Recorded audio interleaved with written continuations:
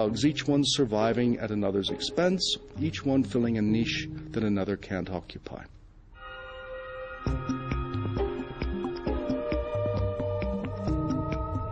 People, Darwin said, are the same way.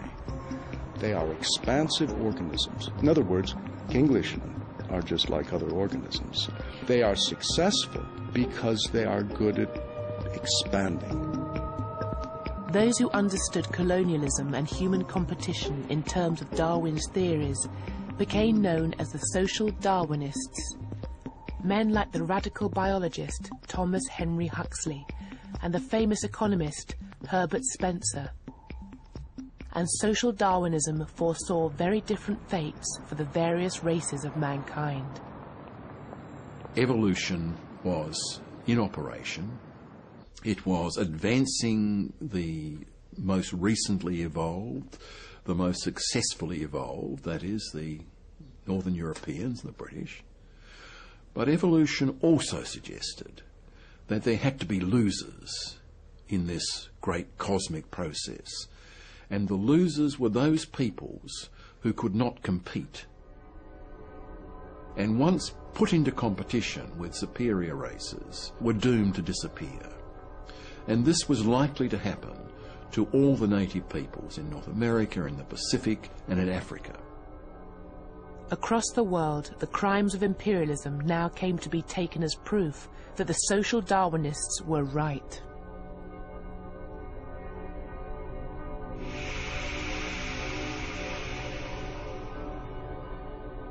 In North America, centuries of disease and war had devastated the Native Americans. Whole nations had been all but annihilated. In parts of the Australian mainland, the peoples of the outback were, it seemed, going the same way as their cousins in Tasmania.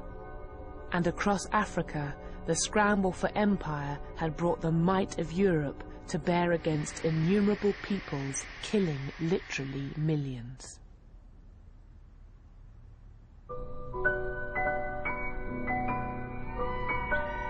The social Darwinists predicted a future in which these races, like many animal species, would only be remembered as curios, stuffed exhibits in anthropological museums.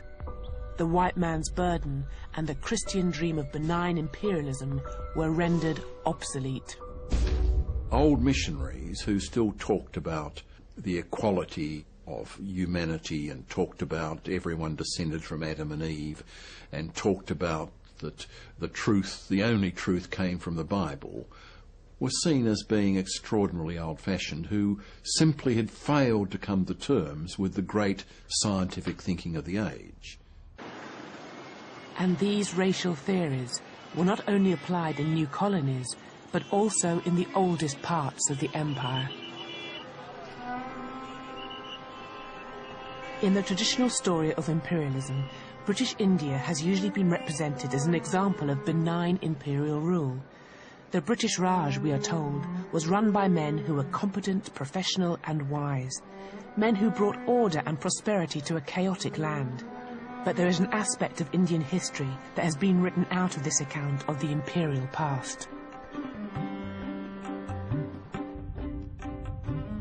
In the mid-1870s, the Great Deccan Plain of India was affected by the climatic phenomenon we now know as El Niño, and within months, millions of peasants had begun to starve.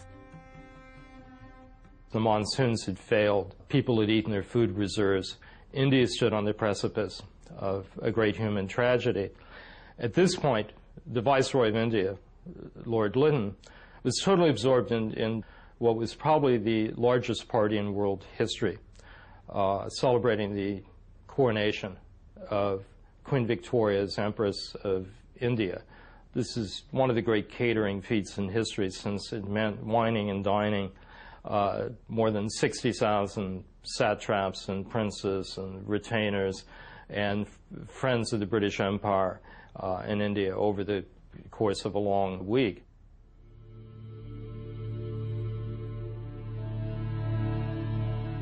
As Lord Lytton and the ruling elite of the Raj feasted at banquets and posed for official photographs, millions were slowly dying in the countryside.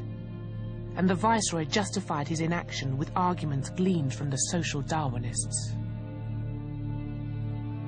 This was a very, very crass use of a Darwinian evolutionary notion of survival of the fittest, whereby a famine could be actually seen as an instrument of Darwinian winnowing. Yes, that people who were unfit would effectively perish as a result of this. And to intervene to stop them perishing was really to interfere with almost a rule of nature. What made the famines especially deadly was that the British had dismantled ancient systems that had for centuries prevented food shortages from turning into famines.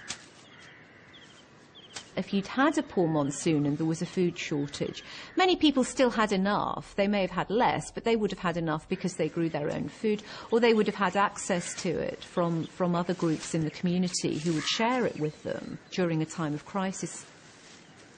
All this had been wiped away when the British forced the poorest peasants to grow cash crops like wheat and rice for export, thereby ushering them into a global market. And in the 1870s, that market condemned them to death. By 1877, millions in southern and central India were starving. In desperation, parents sold their children for scraps of food. Many thousands committed suicide. And in some places, the people were forced into cannibalism. And all the while, the food that could have saved them was piled up on the docks of Madras, ready to be shipped to Britain and America. But to Lord Lytton, it was no more than an unfortunate byproduct of the iron laws of social Darwinism. If you read the letters of Lord Lytton, what is so striking about them is not simply their fanatical devotion to the market and market forces. It's not simply their parsimony and desire to spend as little as possible, but the enormous calm with which they accept the fact that millions of Indians would die, because these are Indians they believe are the useless part of the population, the poorest of the poor, people condemned to death by nature. When finally Lytton was pressured into action, his solution proved just as deadly as the famine itself. Lord Lytton sets up a system of outdoor relief that looks more like Nazi concentration camps than anything representing decent human charity. First of all, there's the obligatory test. You can't be relieved, that is, given a job or food within 10 miles of your residence. You must walk. And you must walk sometimes distances of hundreds of kilometers, and tens of thousands of people die in the course of that. Then you're put to work doing heavy labor, very heavy labor, breaking stone, working on the railroads, and you're confined then to squalid camps where your daily diet is in caloric terms less than that provided to inmates of Buchenwald and other Nazi concentration camps. They become literally and simply death camps. And perhaps worst of all, children were now too weak and small to do the necessary work. Children became the main victims of Lytton's cool-hearted policy.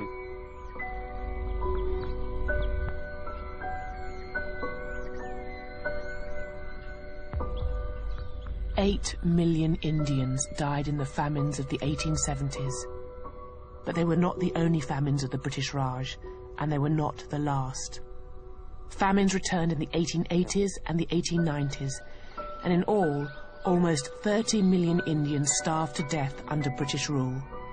A story airbrushed out of the glorious accounts of the Raj and the men who ruled over it.